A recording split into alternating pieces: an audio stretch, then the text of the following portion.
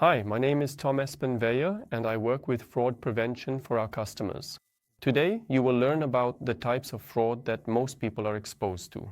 You will get information about how you can be deceived and what you can do to avoid being tricked by scammers.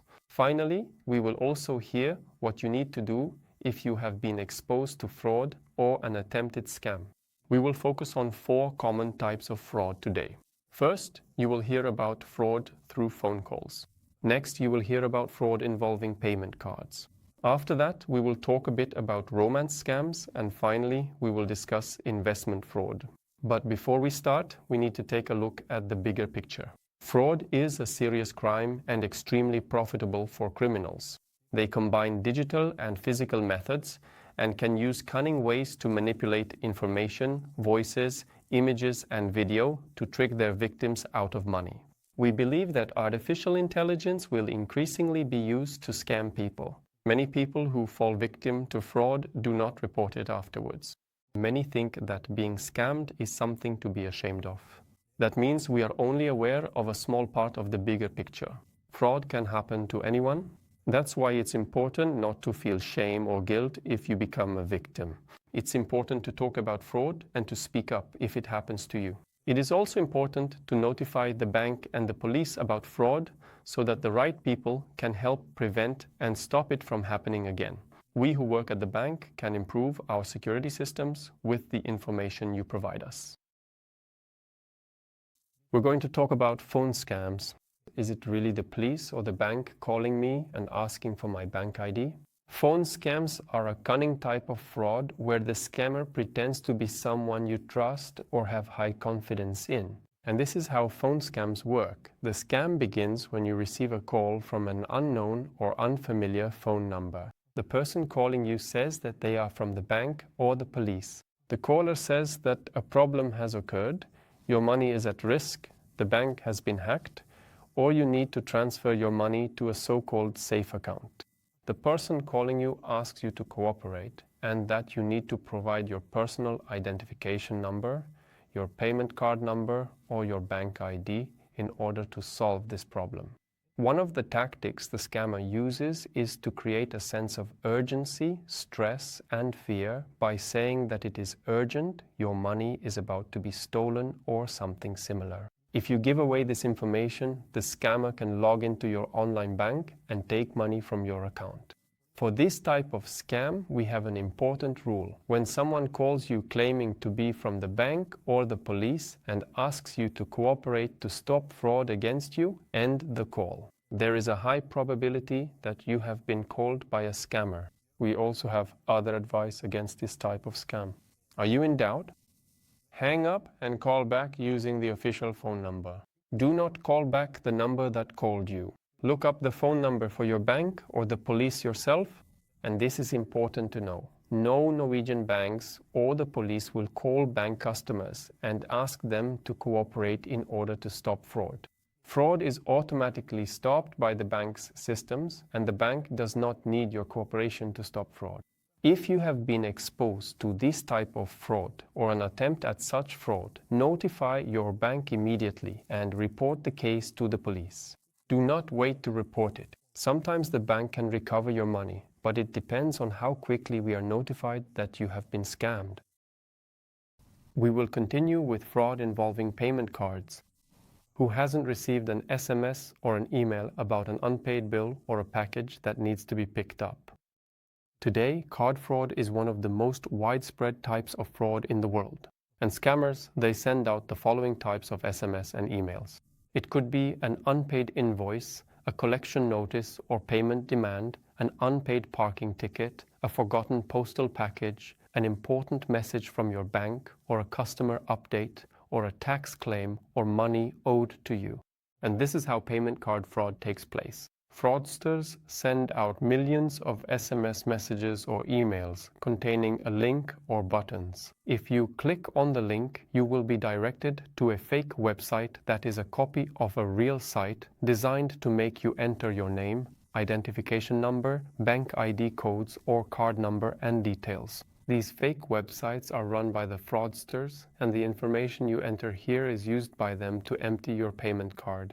Here we have a simple rule against this type of fraud. Think before you click. Carefully check for yourself and consider asking, why am I receiving this SMS or email? No banks, businesses, or public authorities send SMS or emails with a link asking you to enter your payment card number. Real and legitimate payment requests today usually come through what we call a secure channel. And what is a secure channel? It could be that you have to log in to receive or make a payment, and an example of a secure payment could be that you receive an e-invoice in your online bank. You might receive a payment request sent as a letter to your DigiPost. It could be that you have to log into My Page, where you will find a bill, or that you need to install an application and enter your payment information there. The simple rule is, do not click on payment links sent to you via SMS or email. We also have several tips to help you avoid being scammed with your card. You can block your card yourself and order a new one in online banking if you suspect fraud. You can also set a regional block and turn off the option for online shopping. You can also adjust these settings yourself as you wish, turning them on and off in online banking. You should also consider limiting how much money you keep in the account that has a payment card linked to it. This can limit how much of your money a scammer can get hold of. Finally, you can also use a credit card for insecure payments. We're going to talk about romance scams. How well do you really know the person you've met online? In the types of scams we've discussed so far, trust in banks, the police, and other institutions is exploited. Now you're going to learn about a completely different type of scam, where love and emotions form the basis for how you can be deceived and exploited. Unfortunately, romance scams have become a common type of fraud, and many people fall victim to them. Women in particular can be especially vulnerable to romance scams, and this is how you get deceived by romance scammers. It often starts with a message or a contact from a stranger through a social network or a messaging service you use. The person who contacts you may pretend to be a celebrity or someone you are interested in. It could also very well be someone with a truly exciting and diverse background, such as a highly experienced soldier, a seasoned diplomat, an innovative entrepreneur, a successful businessman, or someone with a similar impressive professional history. The person you have connected with shows great interest in you and wants to have a relationship with you. You receive many compliments and beautiful messages, and such a relationship can develop over weeks, months, or even years. But what all these romance scammers have in common is that you have never actually met this boyfriend or friend in person or in real life. After a while, many people experience that this boyfriend needs financial help and that you specifically are asked to help with their financial problems. You may be asked to pay bills, transfer money, or provide financial support. Here, people are deceived with fake stories, fake pictures, and fake videos, which today, with the help of artificial intelligence, make them seem very convincing and real.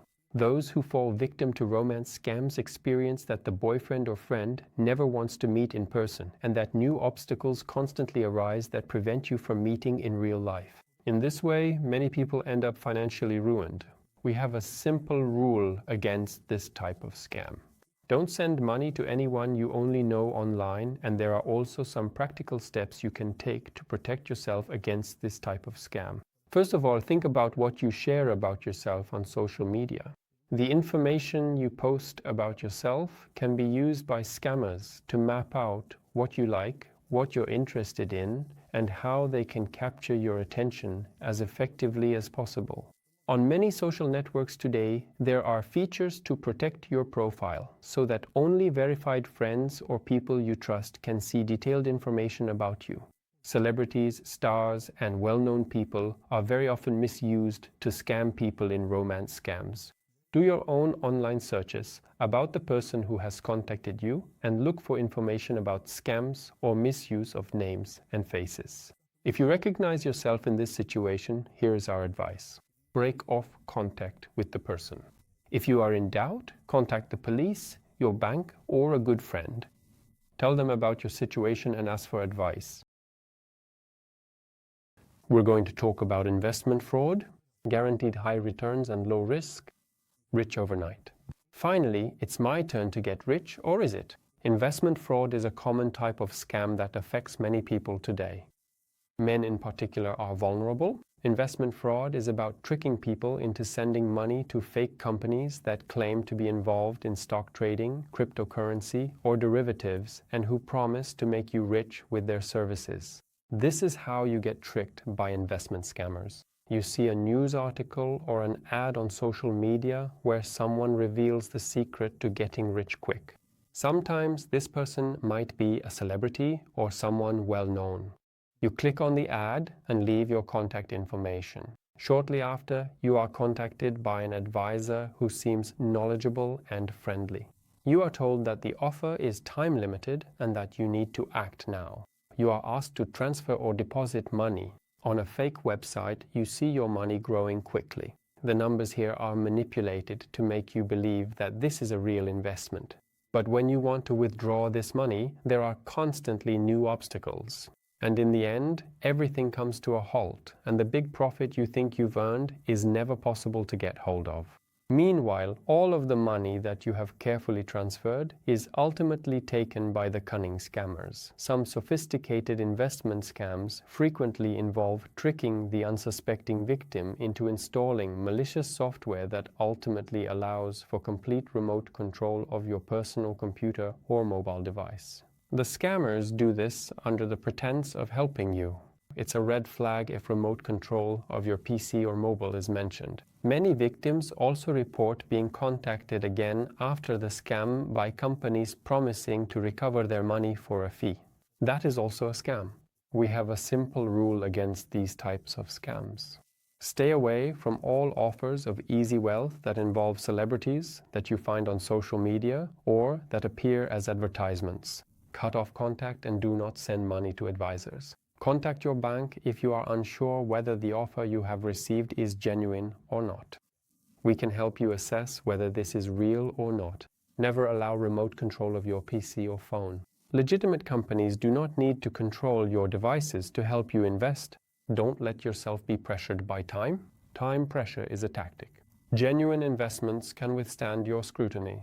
Be critical of any documentation and account statements you receive. Fake portals and fake receipts are among the scammers' standard tools.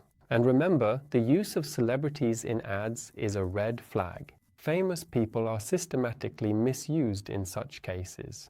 If you have already fallen victim to such a scam, it is important that you stop any payments immediately and contact your bank.